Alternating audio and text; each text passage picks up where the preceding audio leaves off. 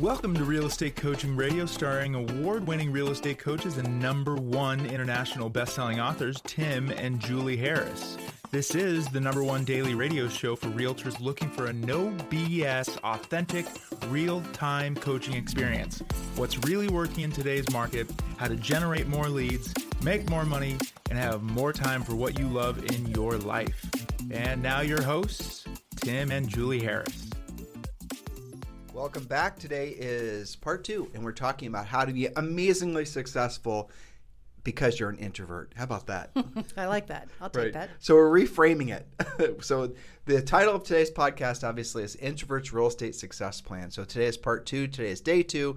Make sure you go back and listen to yesterday's podcast to get caught up. We're going to be starting on point number 5. And Julie and I always like to start our podcasts sharing with you some of the experiences that some of you are having, our personal coaching clients from around the country. Now, remember, our Premier Coaching, that program has hundreds, if not thousands, of active members. But Julie and I do have a handful of coaching clients we work for. Well, we do work for them, don't we? Yeah, we work for on a regular basis. And from those experiences, we actually are very grateful oftentimes, because even though we are indeed helping those folks move their business and personal lives forward, we're also learning a lot about what's going on in their markets. And that's the reason when Julie and I are considering working with someone as a personal coaching client, we're very selective, because if we have a lot of, for example, we don't want a bunch of people we don't want to be coaching competing agents in a particular market, right? This is true. Yeah, I mean, I've had that happen before, so have you, without knowing it. Yeah, it's weird. You realize you're you have 2 coaching clients that are competing for the same listing. I have had that happen a few times, and we try to avoid that, or maybe they end up partnering together or something like that. But yeah, we are pretty particular, and that's one of the reasons. Right. Well, we have clients. You and I have clients. You primarily have clients in pretty much all the most expensive markets around the country, but not all of them are particularly expensive, really. I mean, no, we have a good variety. So from those experiences, I'll tell you one thing for sure. The active listings this month nationwide has almost gone up by 50% month over month. The active listings in the country right now, I believe, is this is this month obviously 549,000 active listings, and it doesn't include new construction, doesn't include the stuff that's done in the MLS. This is just MLS data. I believe that number is correct. Point being is, if you look over just the past few months, the number of available homes for sale has just skyrocketed, and it's going to continue to. And that's just what happens this time of year. And don't be surprised when it happens this time of year. And don't be surprised that a lot of the folks that are putting their houses for sale are moving for the normal, natural, organic reasons. They want to get a bigger house, a smaller house. Mm-hmm. They inherited the house. They want to, that's the nice thing about being on the listing side of the business.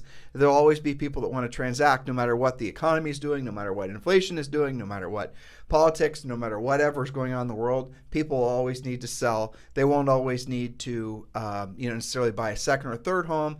The buying side of the equation in real estate is definitely where most of the headwinds are. So again, what we've always geared you guys towards is becoming the most powerful listing agents you can, and then you'll become great buyer's agents along the way because of the fact you have the listings.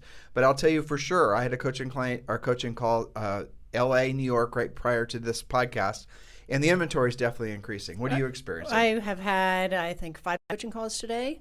And in every market, I would say, yes, some more significant than others, but all of them have rising inventory. Now, along with observing that it's rising inventory, you and I always ask, what was the source of those listings and that sort of thing. But also, as a result of the rising inventory, have you seen days on the market increase? Yep.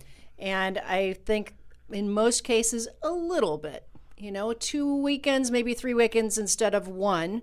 2 or 3 offers instead of 20 in some cases. And there are other little pockets, especially as you go towards first-time buyer stuff. You still have multi offers. Which goes to you having to actually prep your sellers for having the expectations that are a match for the market, right? That's right. If your sellers are still entering into or still believing that it was last year's market, they're going to be frustrated when the house doesn't sell in 22 seconds with 6,000 competing offers. Well, that's right. And so what we're starting to see is sellers are beginning to not counter an already amazing offer, right? They're saying, oh, I ought to take that. I ought to take what I've got because maybe the market's changing on me.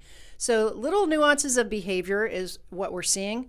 And I think the prevailing conversation I'm having is, how am I going to deal with telling the seller what's really going on, not losing the listing because I don't want to freak them out, still having energy and enthusiasm for the situation, and really balancing that out. and setting that seller's expectations. Well, what if it, which sounds ridiculous to experienced agents, what if it takes 3 weeks instead of 3 seconds?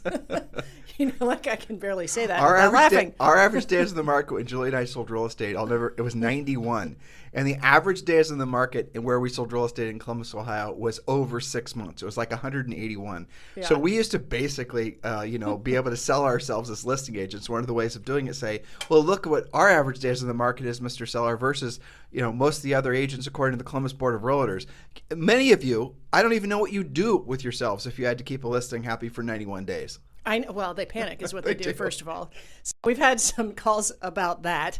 And the advantage that you have having a little bit of that conversation when you take the listing, not to the point where you're going to freak them out and have them think that you don't really think you're going to be able to sell it. And have the conversation after you've taken the listing. Don't have the conversation before, because then they're going to read into what you're saying. You. Exactly, especially if the other agent is not as knowledgeable or professional as you. So be thinking ahead of times, what are the ramifications of having this, as Julie says, the butterfly effect of having the conversation, and the wrong order of things. And this goes back to skills, and this obviously goes back to coaching. But I will say, overall, what I'm seeing is that the market is settling into the new reality of rising interest rates. Agreed. The number of people taking adjustable rate mortgages again is increasing fairly dramatically. For sure. The total number of adjustable rate mortgages, you can tell Julie and I were writing a future podcast this morning. The total number of adjustable rate mortgages that are existing right now is still less than 10% of all, half all homes in the United States are owned outright, but the ones with mortgages, something like less than 10% of adjustable rate mortgages. People that are saying that there's going to be some sort of precipitous drop in home values are absolutely wrong. We've talked about this on the podcast a number of times. So these are just some of the headwinds that I see some of you guys are emotionally starting to form, and you got to really be conscientious of who you're listening to and really what their motivation is for telling you what they're telling you. The reality of it is we, despite the interest rates, despite the economy, we are going to be in a seller's market for years to come.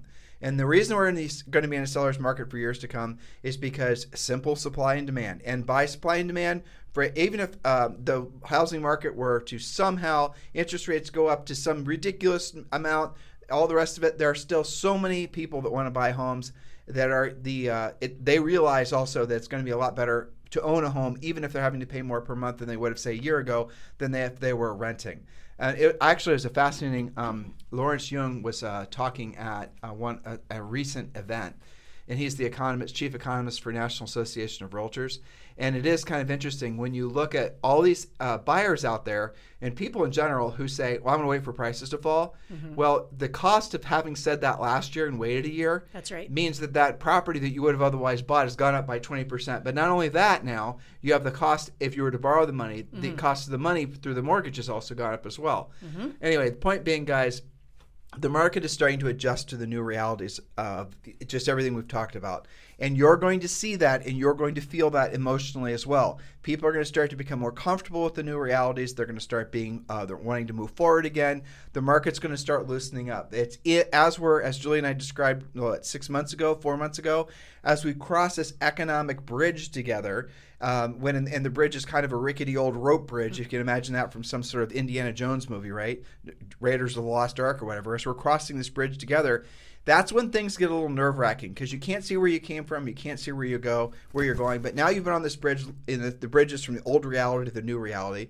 And as you're getting close to the new reality, you can start seeing that the land is stable. You start feeling more confident, and then you pick up pace, and you eventually are where you feel secure again to make decisions. And you're going to see and feel that yourselves personally, but also with people that are your real estate buyers and sellers. No matter what happens in the economy, guys, real estate is still going to be in demand because people need a place to live. Even if it's on the investor side, people are always going to need a place to live. Even if it's on the renter side, people are going to need a place to live. So no matter what happens, people can decide not to go to the movies. They can decide not to, buy whatever the heck they were going to buy because now it's too expensive because of inflation. But they're going to need a home to live in. And fortunately, you happen to be in the home selling business, so congratulations. Yes, and a special shout out to Tammy Irby in Virginia because she has not 1, not 2, not 3, but 9 coming soons that are on the horizon for her, building her listing inventory. And she has just crossed, and she's a very experienced agent and broker. So she's seen this before, but she is on the cutting edge of this changing market because normally she's somebody that'll take 1 or 2 a week. Now she's got 9 coming soons. And it was really interesting to talk to her because her perspective as a grizzled veteran is this. She said, I know what to do. I know how to do it. My only concern is doing enough of it all the time. I'm going to enter into some time management issues, but I know exactly how to handle a changing market. She said, I asked her, for example, as a coach, we want to make sure. She said, well, for example, I'm doing not one, not two, but 3 comparative market analyses before I put my new listings on the market. I do one at the listing appointment, I do one after they've staged it, and one on the day that we put it out there. Because I have to know that I'm not underpricing it or overpricing it and give them the right advice at the right time. Well, so that goes to experience. Yes. And you can't fake experience, right? So Tammy is not only knowing what to do as far as the mechanics of what to do, but she knows what to do emotionally. She's not waiting, getting ready to get started, waiting for some little flashbang, whiz bang, shiny object idea to cross her email or someone to call her with, this will solve all your problems, CRM or whatever. She knows what to do. She's getting to work. She's applying it from the past experience. Now, if you don't have that past experience because you're a new agent, hold on, I got to fix my mic. It lost its hair. It's fuzz. Yeah, it's fuzz. If you don't know what to do, that's the reason you join coaching. And a lot of you are joining coaching, and you're smart to do so. And what we're going to gear you towards when you join coaching is getting into action urgently. The first section of our coaching program is all about what you should do now every single day for the first 90 days of your being in the coaching program. They're very actionable items. Do these 3 to 5 things every single day. With our coaching program, you do get a daily semi-private coaching call. Many of you, thousands of you, are going to join the coaching program. Don't wait. So the problem is going to be is you're going to realize what Julie and I have been saying for the past thousands of podcasts is absolutely true. But you're maybe going to hope and pray that somehow magically you don't actually have to learn to do the real work of real estate. How long are you going to wait? That's a funny thing we hear a lot, right? Mm-hmm. I listened to you and Tim on the podcast for months, if not years, and then I always knew I was going to join coaching eventually. But it takes what for you to actually move forward with it? Something bad happens. Isn't that usually what happens? You lose a listing. You don't have a pre-listing pack. You're all of a sudden your marketing gimmick isn't working anymore, and you now realize you actually have to do what Julie and I have been asking you to do forever on our podcast and our coaching program, and then you join. Why wait for desperation to hit? Why don't you take action now? And the easiest way for you to join coaching is just to text the word Premier. Premier is Premier to 47372. Text the word Premier to 47372. When you do, we're going to text you back a link. You have to then click yes, and then we're going to text you a link that you can join the Premier Coaching Program. Premier Coaching Program, depending how you choose to join, is around $100 a month. And yes, that includes a daily semi-private coaching call with your coach. So text the word Premier to 47372, and remember, message and data rates may apply. All right, Julie, let's go back, and today we're talking about points number 5 through 8. Okay, yes. Go for it. That's right. So this is part 2 of the Introverts Real Estate Success Plan. Part 1 was yesterday, if you'd like to get caught up. So point number 5, again, this is specifically for our introvert friends out there. In new situations, actually have a plan. For example, if it's a tough competitive listing appointment and you haven't been on many of those, use your prequalification script and your pre-listing package and follow our 7-step listing plan. Arrive early, preview the competition, including what's pending in any new construction. Sometimes we call that the 7 Ps. Proper previous planning prevents pitifully poor performance. But also the 7-step listing process and the 7-step, the whole thing is all laid out. It all starts with basically, prospecting or proactively lead generating, pre-qualifying. It goes through the entire process. That's what our 7-step listing process is. That's obviously part of our coaching program. That's also discussed, I think, in chapter 7 of our book, Harris Rules. It is, and we've done the 30,000-foot view of this on podcasts as well. But the point is that, especially for introverts, generally speaking, introverts and the analytical crowd do not do a great job tap dancing, BSing, winging it. So you know that about yourself. And this is really for everyone, but especially introverts. You need to have a plan and a system. That's why the 7-step listing plan, you do it the same way for every listing. Whether it's your mom's house, whether it's a for sale by owner, you follow the same steps because you want to get the same result, and that's taking the listing. Watch your hand on the cord. Oh, yep. Here's the thing I was thinking when you were talking about that. When you have a 7-step listing process, when you're actually following a consistent plan every time you generate a listing lead, it actually is less stressful and more professional. The problem ultimately with not having a plan, even before you need it, is when you need it, it's too late. So you want to have it already in place. And what happens when you have your, you know how to proactively lead generate, you know how to pre-qualify, you know what questions to ask and what order to ask them, you know how to essentially do every single aspect of being a listing agent. And by the way, you don't need to wait to become a listing agent. You can become a listing agent right away from the second you get your real estate license. Pre-listing pack, that's such a critical part of our 7-step listing process, and it's part of our Premier Coaching Program. What the pre-listing pack is something you send prior to going on the listing appointment that in essence acts as your silent salesperson. It is designed to answer all the tough questions so that when you get to the seller's house, there really are no real tough questions left to answer. You don't have to worry about them trying to corner you about your marketing or why Bob is more, why they should list with this agent or that agent, or what, locking horns over price or commission or any of those types of things. All of it is resolved in the pre-listing pack, which we've already created for you. We want you to personalize the pre-listing pack, but we do not want you to change the pre-listing pack.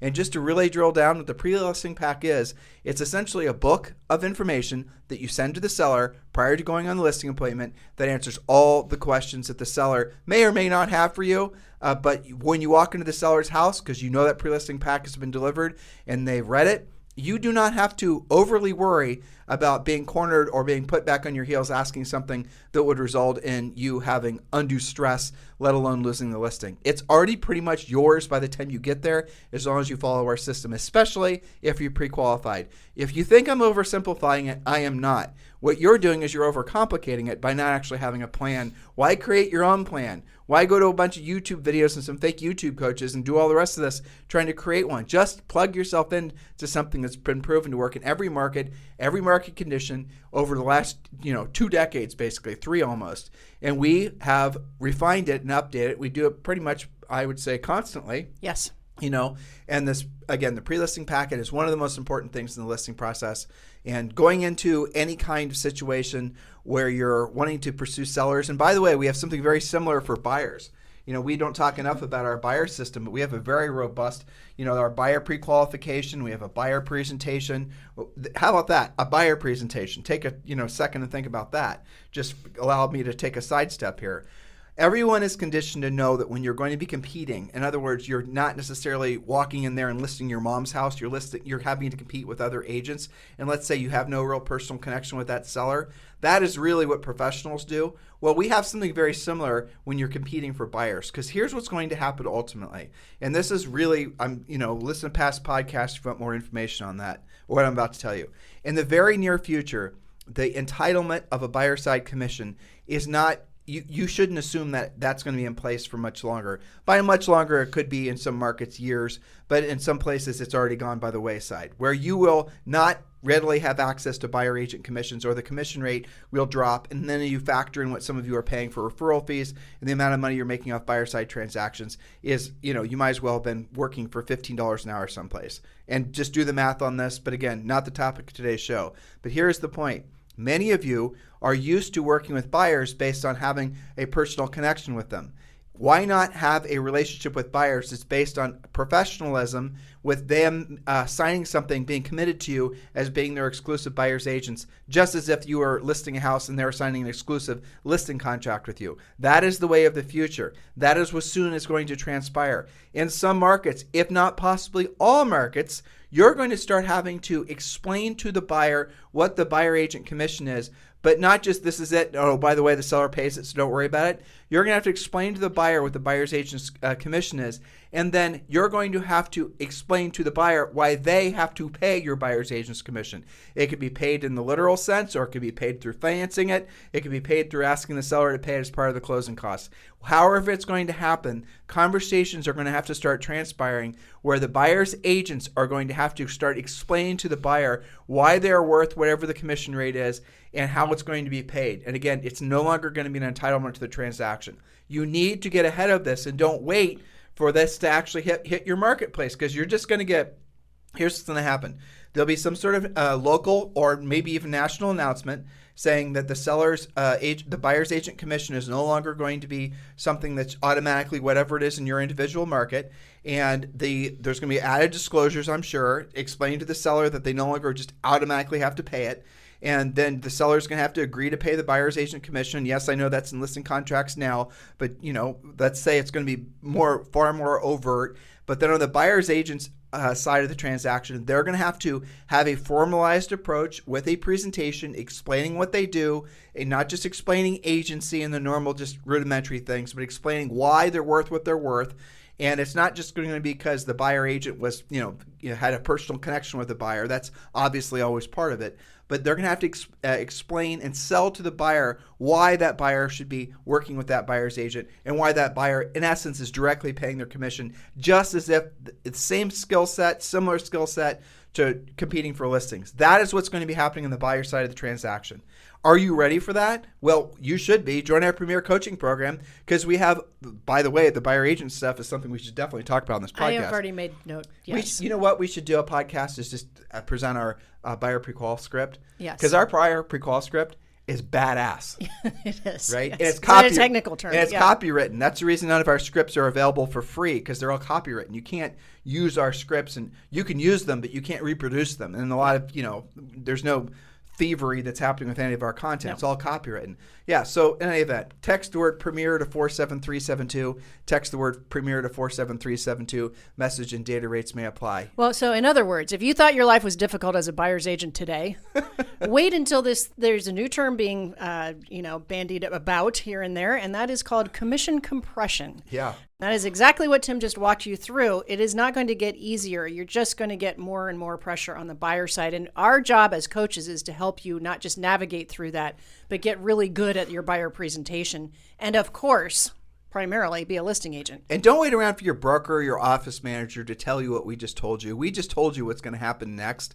And again, next could be like next year. Next could be 2 years from now. Or next could be in your market now. But don't wait for what we just said to actually happen. Be prepared. Otherwise, you could lose an entire year. You could be knocked out of the industry because you weren't prepared. Just listen to what maybe your current coaches or your future coaches are. Julie and I are I think what we really are in our heart and soul are preppers, basically. Yeah. We're Boy Scouts, right, or Girl Scouts. We hope for the best, but we prepare for the worst. That's what we're hoping all of you will do as well. That's right. So back to our introvert conversation. Point number 6. Give yourself mini breaks during social situations so that you can recharge. Take a break and walk around outside, or take a restroom break if you're at a restaurant or a meeting. And avoid too much alcohol or too much caffeine, because either one of those can knock you off of your well-planned game. I remember many conversations with coaching clients that were going to different real estate events or their broker rallies or whatever. And my introverts were always the same. Like, you know what? I want to go for the content. I don't need to be around the people all the time. It really I feel like I lose a whole week just to go to 2 days of that. And, we made the decision, are you going to go to all of it or none of it? Do you really have to go? But if you're going to go, we talked about things like, go to the content part of it and then go walk around outside, have a plan. But the key is give yourself a break. That's the night you can kind of hide out in your cell phone. That's obviously bad etiquette in many cases. But have questions. That's really, it always leans back, especially if you're an introvert. Especially if the idea of being in social situations makes you nervous, which for most of you it will. Mm-hmm. Have questions like, when you walk, Julie's scenario, you walk into some sort of seminar or whatever, have a question of, and maybe you're meeting up with people you haven't seen in a while. So what is the single most exciting thing that's happened to you since the last time I saw you? Ask questions like that. Or what's those types of things. And let them talk and ask them questions about whatever the hell they're talking about. And don't worry about having to talk about yourself, because everyone's favorite topic is talking about themselves. And if you're showing interest in their favorite topic, which is talking about themselves, they're going to love you forever, right? So there's no downside in you getting a situation where you're asking people questions where they get to express, whatever the heck it was that happened to them since the last time they saw you. But remember, lean back into the forward thing. That is the ultimate conversational crutch for everyone, not just introverts, but it's family, occupation, recreation, dreams.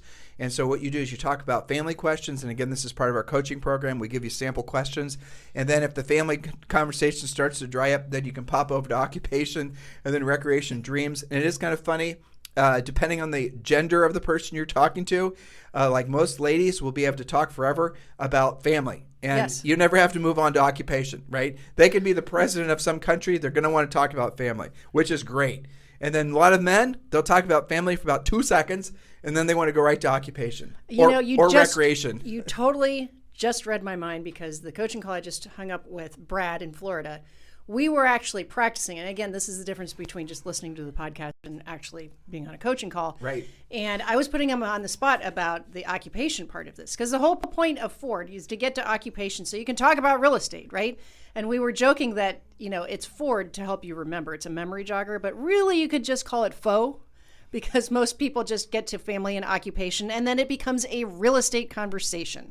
So one of the things that I'm practicing, considering our changing market with all of our coaching clients is, and the coaches, when somebody says, how's real estate?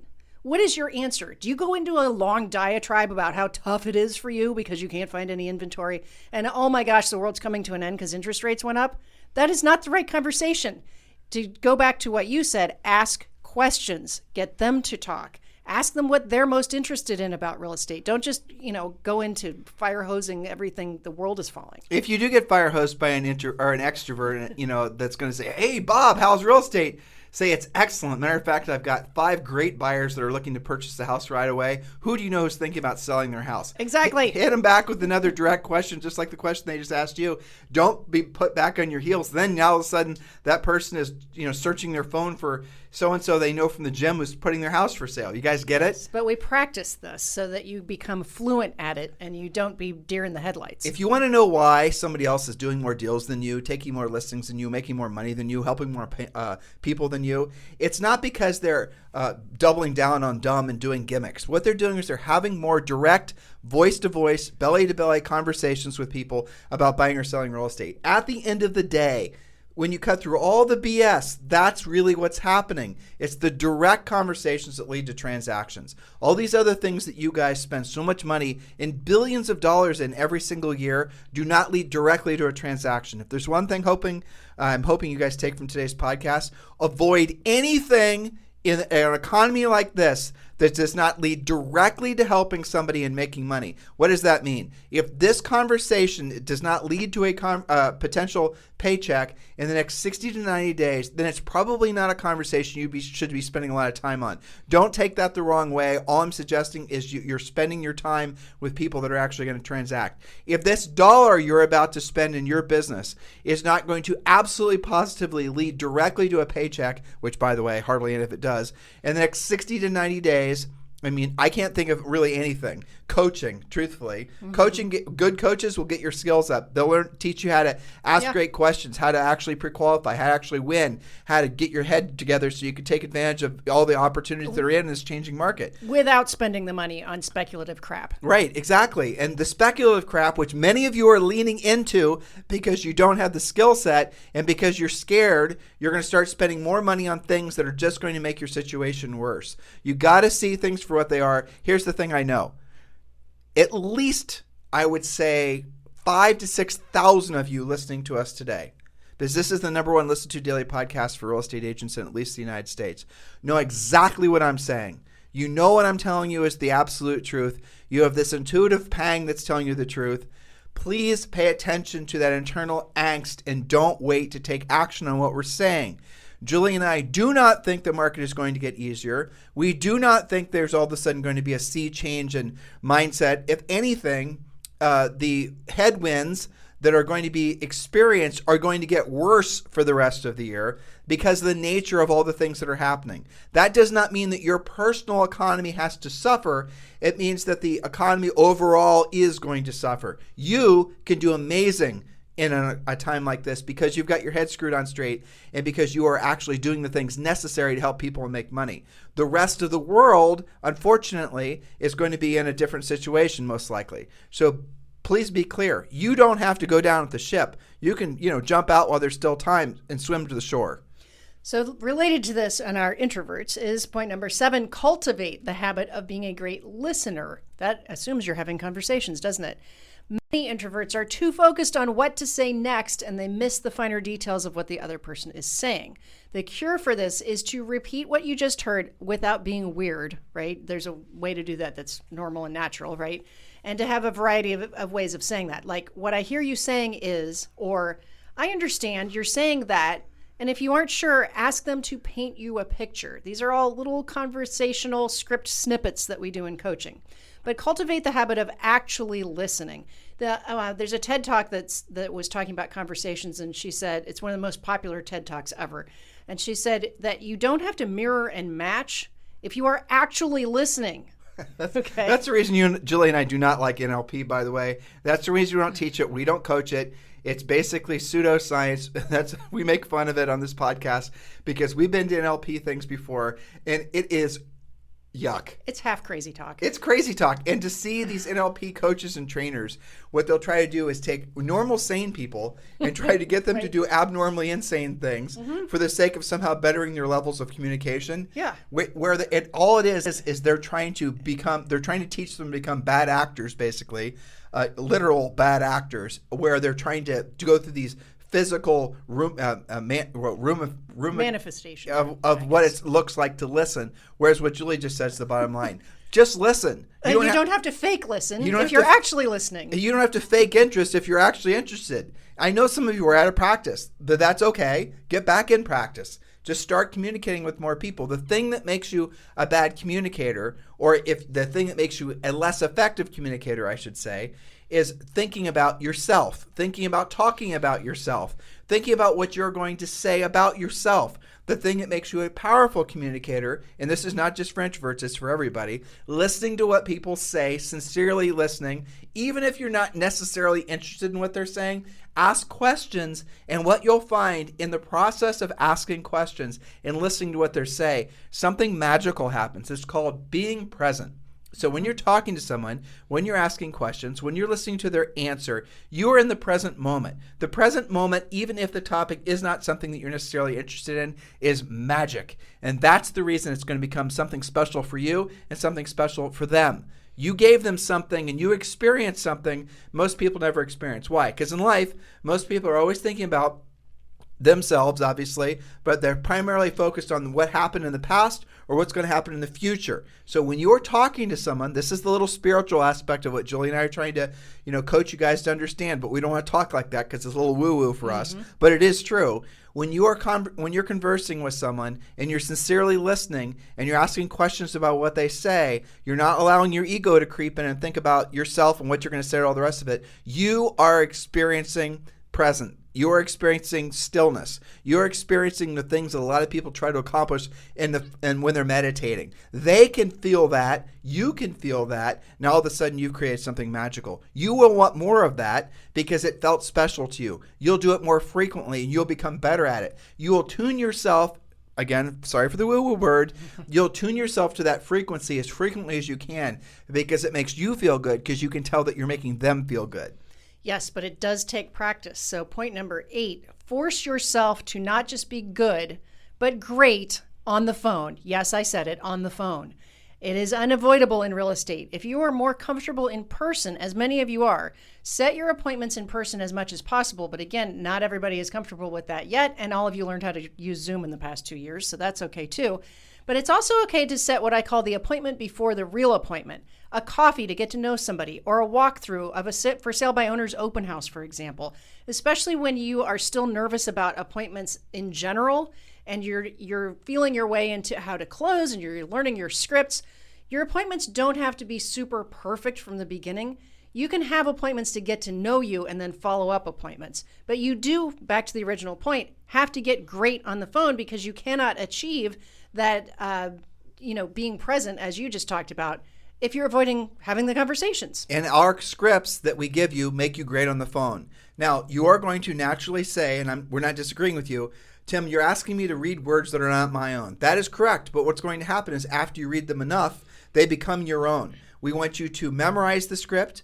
We want you to internalize the script. Those are two different things. Memorizing is just memorizing. Internalizing is knowing why you're saying what you're saying. Memorizing is just knowing, what words and what sentences go in what order. You haven't really thought about it. You haven't ingrained as to why those things are working the way they're working. It's like the levels of learning, by the way.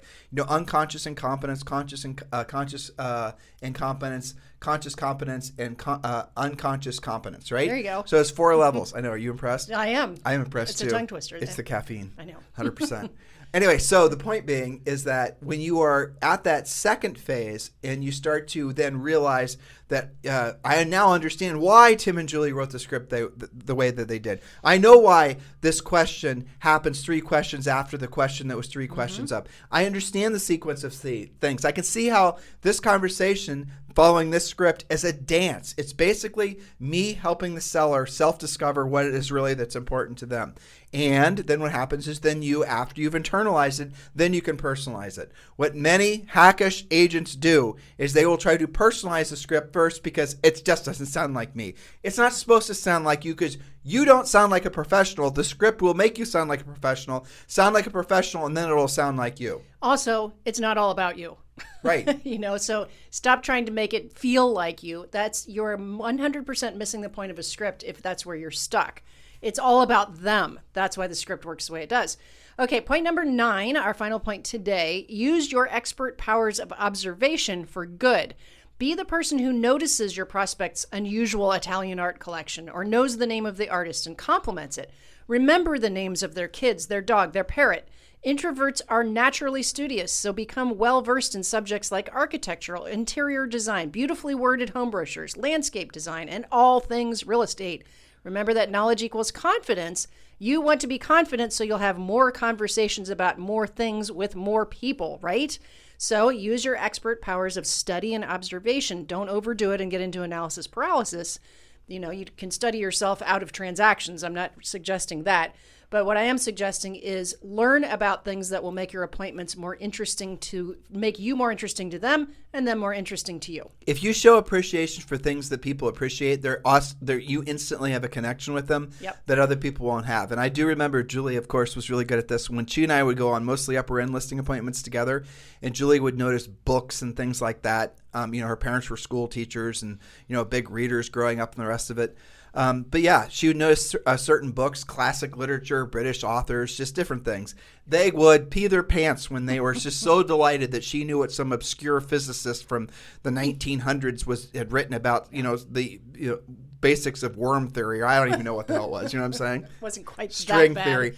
Well, No. You're not worm theory. Okay, so you're not getting away. Theory. I remember It's a book hilarious. that you gave as a closing gift Yeah. to one of the executives that we helped buy a very expensive house from Battelle Memorial Institute. Do you remember? I don't remember the book, but I do remember It was this book that we basically had to use a U-Haul to haul there. It was so big. I think it was the history of the universe or something like No, that. it's something far nerdier. Well, okay. And he loved it. I know. So here's the thing. It has the world's most boring title. I can't imagine that he's sold many of these. Listeners, but I know he did. Listeners, you notice how Julie's now willing to talk about the book? No, this is a different book. This is about houses, okay? I just nerd baited her. I know you did, and it worked too. So Bill Bryson, Bryson, he writes really interesting books. Most of it is travel, but he wrote a book. It's the most boring title, A History of Domestic Life.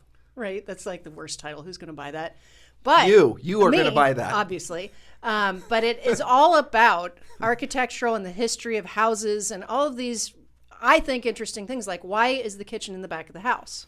No, don't tell the listeners. Make them research it themselves. Yes. But that is... For example. Well, I remember there was a community in Columbus called German Village. Mm-hmm. And this is something... what Julie's saying is 100% spot on. Because it really does make it so that you're more of an interesting person, even if you're not that introverted. But I remember we were going on a tour with JP of German Village, and he was showing us how the masons from back in the time when they were building German Village was all brick, but how the masons would sneak in their autograph or their signature of who they were into the bricks as a pattern.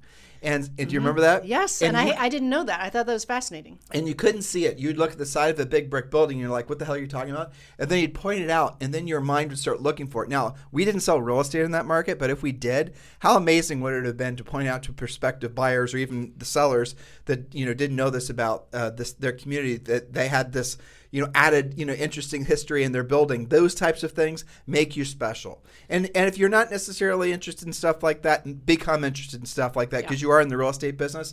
But beyond that, depending on the nature of the people you're working with, you do want to know about, an upper end. Let's just stay with that. Well, I have a secret to leave them with. All right, go ahead. You're leading me to. Okay. Perfect.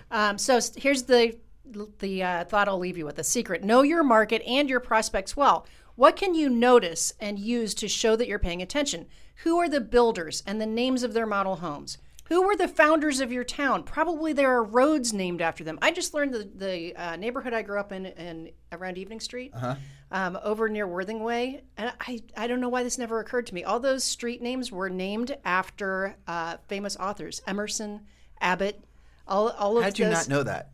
I don't know. I just look, you grow up around something, you just think that's the name of it. The way I learned that is from a Facebook page for Worthington where somebody's dad was the developer of that neighborhood. And somebody asked, how did you come up with street names? And they went into this whole long thing. So that would be something to know about your community, right? You know what I'm thinking about now, though, is some of the street names where we have our cabin in Murphy. Hog's Head Drive. Hog's Head Holler, I know. But what's happening, for example, in your local development and real estate trends?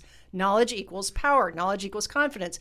By the same token, don't fire hose prospects or clients with too much all at once. Maybe they don't care, but some of them will. Your job is to know who's who. Sprinkle your knowledge only as necessary. You never know what listing appointment you're going to be on where something is relevant, and you pull it out of the caverns of your brain because you learned about it 2 months ago. That's the thing, is knowledge equals confidence. And you are absolutely right. When you show that with somebody, you do very much bond to that person to the point where they wouldn't say, well, you know what? We really hit it off because you told me why kitchens are in the back of the house. No, they'll feel like they resonated with you. They were present with you. And what they would say is, well, I guess we just hit it off better than the other agents. Exactly. Well, I'm remembering when you and I got into real estate, we were following our own advice and we read tons of real estate books because we didn't know jack. And I remember we learned the difference between modern and contemporary architecture. I remember we learned the difference between Georgian and federal architecture. I remember we learned the difference between all these different things. And those types of things gave us more confidence. Remember, this is a show for introverts. Knowledge equals confidence, ignorance equals fear. And so when you have this added information about your marketplace, it does make you more confident. By the way, side stream benefit, it makes it so that selling real estate becomes a hell of a lot more interesting too. I mean, like, for example, I'm not going to bore you guys with the details, but where we sold real estate towards the end of our real estate selling career in New Albany, Ohio, it was a Georgian community. You guys should Google it, by the way. New Albany, Ohio Country Club or New Albany Country Club area. The houses are just ridiculous. Beautiful. In any event, to know the difference when we go on listing appointments, everyone would assume all the houses were Georgian, but they weren't. They were all different. They were all different styles, and they were all taken from different places in England. And we'd actually gone to England when we started selling real estate there, and we went to see what the original houses looked like. The streets in New Albany were named after some of the architects that were designing these communities in England back in like the 1600s or something. And so we went and researched all this. And you don't think that gave us an advantage when we were going on an expensive listing appointment? Hell yeah, it did. I know. And the next guy shows up and they're like, well, I don't know. What street name is that? Are your kitchen cabinets white? Exactly. So, learn more about your community. I was just thinking about Carmel by the Sea, one of our favorite markets, how interesting those neighborhoods are. And I have a great book, which is The Cottages of Carmel by the Sea, and it talks about the original architect and the original builders and why the roofs look like that. All of you live in neighborhoods, even if you live in a neighborhood that's 10 years old and there were only 3 builders that built in there, you should at least know the names of the models and how they named the streets and little nuances, and then expand from there. Well, Carmel by the Sea, here's a little fun fact for you guys. See how interesting real estate can be? There are no street addresses in Carmel by the Sea. We're not making it up. What a nightmare, first of all. Exactly. So go and Google Carmel by the Sea, and you're going to see some of the most ridiculous little hobbit houses you've ever seen before. There's these perfect little cottages. There were, 2 or 3 architects that went in there and designed most of them.